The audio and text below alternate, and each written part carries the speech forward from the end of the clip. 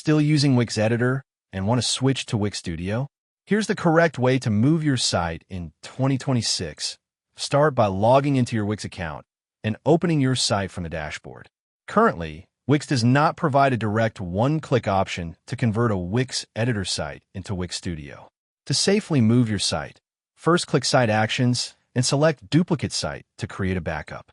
Then go back to your dashboard and click Create New Site and choose Wix Studio as your editor. Once inside Wix Studio, you'll need to manually recreate your design by copying content such as text, images, and layout from your old site. This ensures your new site uses Wix Studio's advanced features like responsive design and flexible layouts. Although it takes a bit more time, this is the safest and most reliable method to switch from Wix Editor to Wix Studio. Now you know how to switch from Wix Editor to Wix Studio the correct way in 2026. Thanks for watching, and see you in my next video.